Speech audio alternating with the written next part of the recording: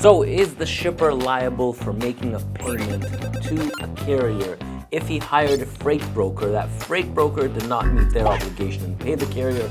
Is the shipper liable? So we've been talking a lot about our famous toolkit, and this toolkit basically goes after the shipper and the receiver and demands payment when a freight broker doesn't pay.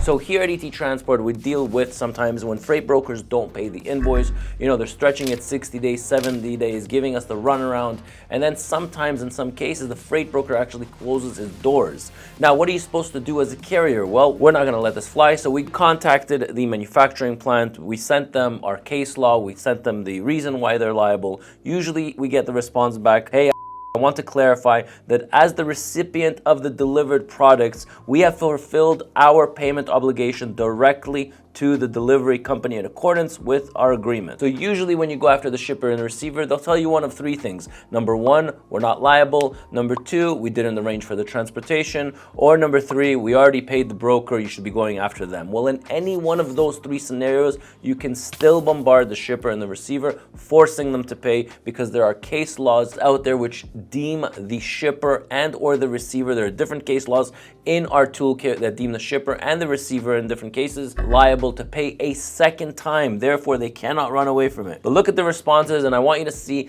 the total email, all the email threads, okay? If there are outstanding concerns regarding payment, we recommend addressing them directly. So they're telling us go after the broker or go after the customer. The company is responsible for the transactions, and they should have a formal agreement with you as well. So they're basically just telling us, it's not our problem. We already paid or we didn't do the transportation. That said, please know that we are committed to handling this matter in a fair and professional manner. Our goal is to resolve this efficiently and transparently, even though our part of the process has already been completed. We appreciate your willingness. Okay, all right, I'm not going to read all the emails, but basically we told them that, hey, you know what, you're still liable. Here's the case law referring to the exact same story in the scenario where a judge ruled in the carrier's favor, forcing the shipper to pay a second time. So here's the response that we get from them. Hey, good morning.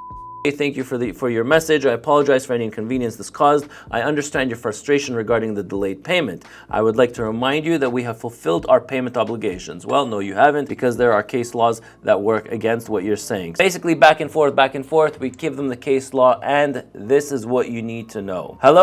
Attached is the EFT remittance on behalf of the broker that did not pay you for the outstanding amount of on this invoice. Please confirm receipt by tomorrow that you've received the $1,200. So how do we get to it? So when you are patient and when you explain to the manufacturing plant in email form that we're going to come after you and you're going to pay and you're going to incur all these legal fees, there's no point of that. Here's a case law. Please maybe go and get some legal advice. Now, when the manufacturing plant will go to a lawyer, will read the case law, will see that there are rulings in a carrier's favor, they will most likely just come and resolve the issue with you. One of two things might happen. The shipper might get on the phone and tell you, hey, Ronan, hey, listen, we're really sorry this happened. We paid it the first time. We understand we're liable. Can you please give us a break on the invoice? So from a $1,200 invoice, I might tell them, okay, you know what, give me $1,000. We'll call it a day. Understand that our profit margins in trucking is extremely slim. I want to get this off my desk, but the only way that I can convince them to pay me this money is only with the case law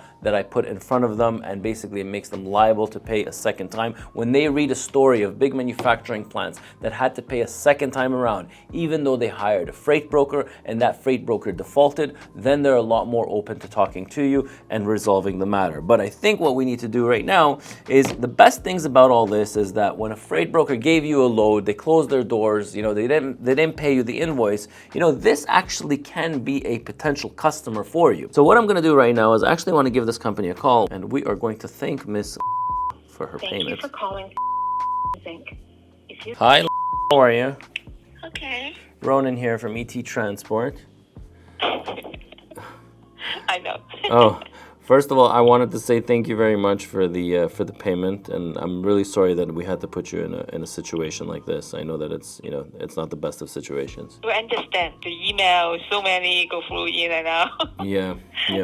But Yeah. I wanted to ask you to see how can we become an approved carrier for you guys, because you can see that in this situation, and in a lot of situations, the brokers, they hire us to do the work, but I'm not the person to do anything. Well, it's the plan manager.